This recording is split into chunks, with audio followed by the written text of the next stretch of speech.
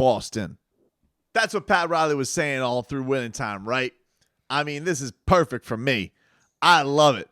Bring me your O'Keefes, your O'Malleys, your O'Sullivans, your O'Donovans, your O'Tools, your O'Doyles, your O'Boyles. Whatever you want to bring, your O'Nos. That's not a name. That's just what's going to happen. Your Wahlbergs, your Dana Whites, your Bill Simmons, your Rosillos. Whatever you want to bring, it doesn't matter because, oh my God, the Heat have more intangibles than us. This is going to be poetic. Let me just tell you right now how poetic this is going to be with Max Mother Strus getting loose on the team that waved him, because the only thing that he's going to be waving is bye-bye to you in this series. Look, this is a big torture fest. Who do you want more? Do you want to have the trilogy against the Milwaukee Bucks, or do you want to just take on the Boston Celtics because Boston? It's an interesting thing because it's quite the dilemma. I don't know. Who would you want? Would you want the trilogy, or would you want to take on the team whose city can go straight to hell? And don't think I forgot about you, Brian London. I haven't forgotten about you, you charlatan, you wolf in sheep's clothing. Don't think you're going to play dress up in this series and come out here with a mashup jersey. Oh, no. You have a Scary Terry shirt, like a Celtic Scary Terry shirt. That boxes you in. Imagine to my surprise that we have a blowout from the Boston Celtics in the series. And look, you can say what you want. Chris Middleton wasn't there. Who cares? They had to go to a 7-game series like a bunch of peasants figuring that thing out. A rock fight between the two of them. I mean, imagine having to go 7 games to go decide a series. That's low rent type of stuff. You deal with these things accordingly. In 6 games, sometimes gentlemanly, with a monocle in. And this will be an interesting one because, of course, this is a rematch from the bubble series. You know, it is interesting. Everybody says, a couple of bubble frauds here. You have a rematch of the Eastern Conference Finals from a couple of years ago. So, again, that series, that theory seems dumber and dumber. But the man who feasted in that series was one Bam Adebayo, who I expect big things from. Robert Williams, Time Lord, whatever the hell you want to call him, go ahead, dude. He could sit out there with a stopwatch, an hourglass, a digital watch, whatever the hell time he wants to tell. The only thing that he's going to be having forecasted to him is going to be a healthy serving of Bam taking his lunch money. That's what's going to be happening there. And anybody else in there who you want to go, Tatum. Tatum has been fantastic. Good for him. But the thing that's forever is that game 1 block. That never goes away. And we know that him and Bam are super close. And you know that with this type of series, with the way they shrink down with their ISO ball, they slow things down, methodical, blah, blah, blah, blah, blah. This is going to be kind of the interesting thing at the end of these games. But the facts of it is look, if you had to tell me you don't have to take on Giannis Antetokounmpo in the conference finals, certainly I wanted that trilogy series, but he's far and away the best player, and you just took him out. And so he's not there. And so having to deal with Jason Tatum, whether you think he's on the up and up or you think he's the next Kobe or the next Durant or whatever the hell you want to label him as, to me, it's an easier task. It is. He's gotten better. Fantastic. He's gotten better defensively. Good for him. However, this is a series that they have not been able to figure out how to stop the Heat center. And so if you're talking about a series where we're going into it and we have a series where Jimmy Buckets is playing at the level that he's playing at, and you have Bam Adebayo and a team that's really never been able to figure out how to stop him, that's a dangerous thing considering when you're going into this thing with Miami. Certainly, they have put themselves in a much better position this year defensively than they were a couple of years ago when they had that bum Brad Stevens, wildly overrated, coaching them. I mean, think about this. They talked about Brad Stevens being better than a franchise player, and they already have a guy who's better than him in Ime Udoka in like 1 year. What a crazy concept.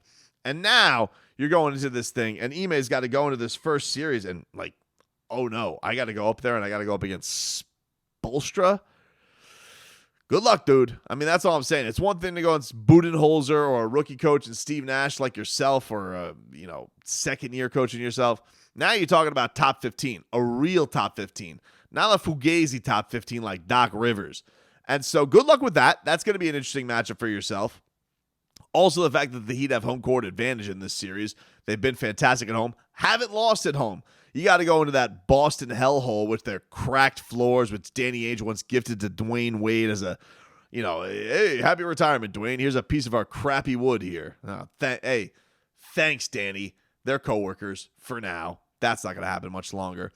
And I got to think that Riley has a little Grinch smile on his face. Like, if I'm going to go back to the NBA Finals, who better to do it against once again than the Boston Celtics? You know what? 9 conference finals is great. 3 of those being against the Boston Celtics is better. Being 3-0 against the Boston Celtics in those conference finals is even better. So I'm excited about it. Don't get me wrong. Had some early odds sent to me. Let's see what these bums had to say. I'm always interested in what has to go on here.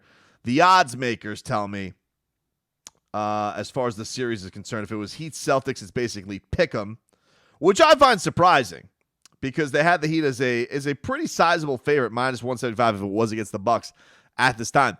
Maybe they swing it even more because Boston blew out the Bucks in the last game.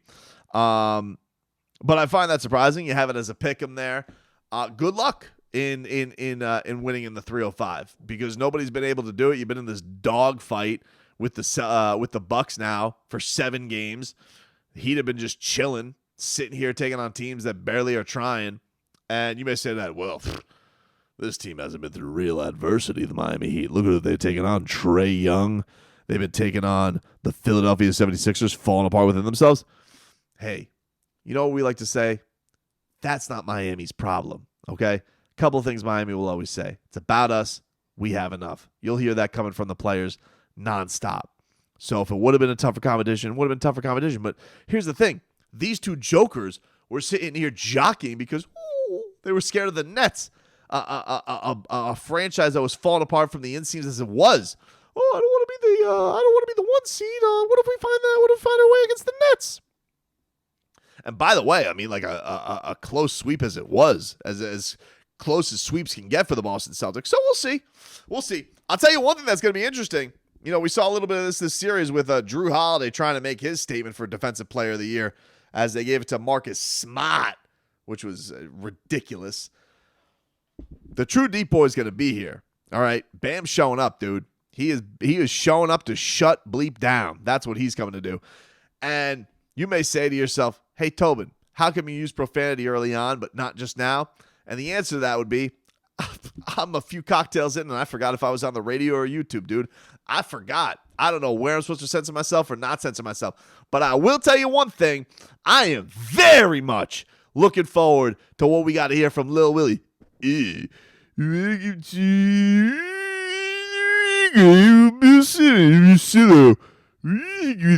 Miami. Yeah.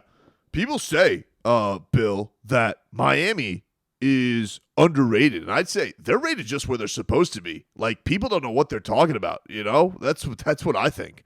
You see that? It's just a Pearl Jam. You'll be hearing plenty of Pearl Jam, dude. You'll be hearing plenty of Pearl Jam very, very soon, Lil Willie.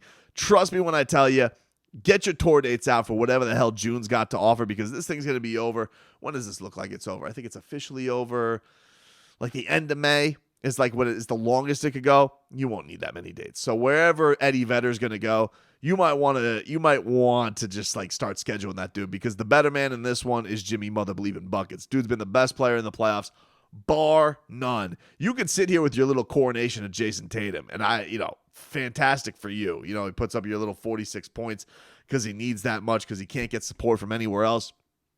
Great. Happy for you, dude. Happy that Jason Tatum's out here giving you false hopes and false dreams. That's just top notch. Happy for you, dude. I'm glad that you think that from Jason Tatum. But don't think that game 1 block isn't forever. And don't think that you guys don't know that you have no answer for number 13 on the Heat. You didn't have an answer 2 years ago, and you certainly don't have an answer now. And especially, who knows what the hell's going on with your center? Who knows, dude? So if he's not able to go, and you got to go up in this situation, what are you going to do, dude? You going to do that Tice thing again? The one the scout said was a wash?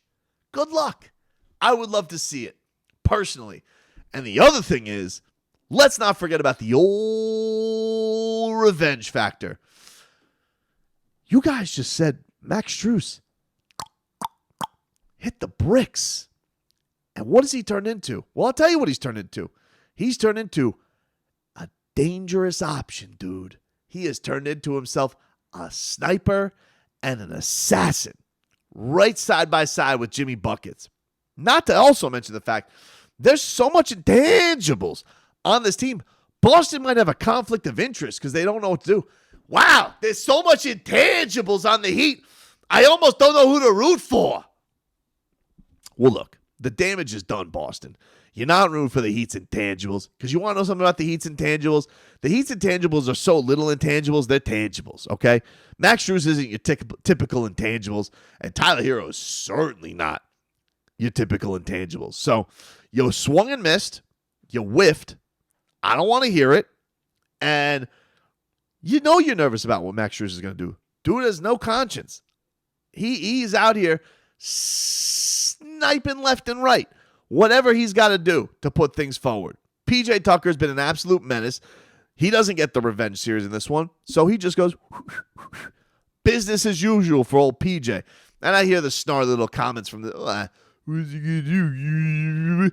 This ain't Milwaukee Bucks PJ Tucker, okay? This PJ Tucker is unlocked.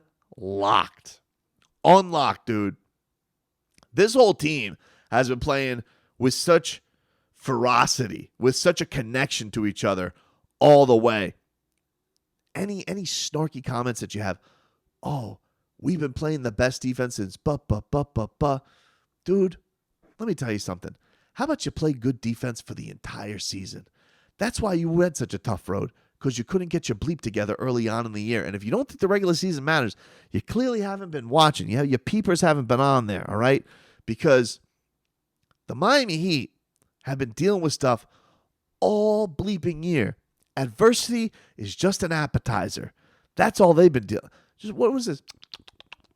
Oh, what's that? Just a little adversity. Nothing we haven't dealt with before. So I am looking forward to it. I wanted the trilogy more. But not because I was fearful of Boston, because I pity Boston. I wanted the biggest challenge out there, and I thought that was Giannis Antetokounmpo. Hey, good for you guys. Hey, bully for you. Good for you. Everyone's going to be sitting here. Oh, look what Boston was able to do. Oh, look at them. They're so good since January. How about be good since October? How about that? Be good since October. Because Jimmy Buckets, you saw him, dude. He's got on the black hat.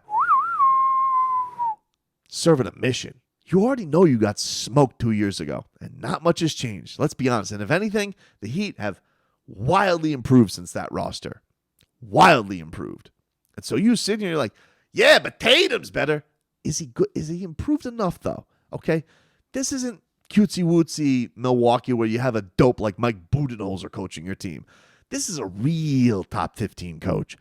This is a real set of adjustments that you're going to have to make.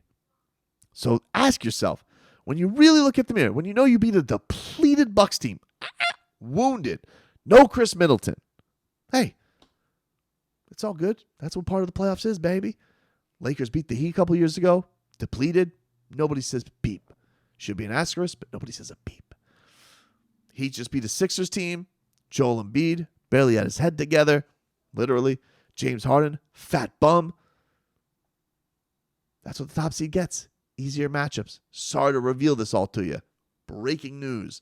So, let's just get down to brass tacks, huh? What's our prediction for this puppy, huh? Because we're going Tuesday, right? We're going Tuesday, Thursday. Those 2 games, FTX Arena. What do we go? Took 6 games 2 years ago. Will it take 6 this time? I don't know. Should I really respect Boston that much? Where it's like, this team is going to bring this all the way? Because why? Because they've been good since January? Why? What's so much more scary about this team? They got a fraud depoy. Jason Tatum's good. Jaylen Brown, when he gets to get in the mix of things, he does good things. Grant Williams, pipsqueak. You think Grant Williams is going to give you 27 against the Miami Heat? I would highly doubt that, dude. Al Horford, you already wasted that game this year, right? Let's be honest with you. And what do you have on this bed? Peyton Pritchard? Dude, if we're going to do a ranking of intangibles, that dude's coming in fourth. Let's just be quiet. And Duncan Robinson might not even play. So if I really had to get down to it, really had to make a pick. Took 6 games last time for the Miami Heat. 6 games. Went up 3-1. Let one slip. No Goran Dragic this time. He was a monster in that series. But, that backcourt's been pretty dynamic. Tyler Hero, 6th man of the year. Still hasn't really even had his breakout yet. I struggle over this one. This is tough. But if I had to pick,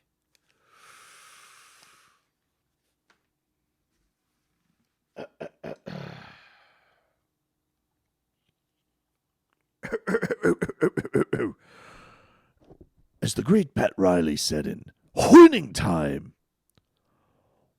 Boston, Heat in 5.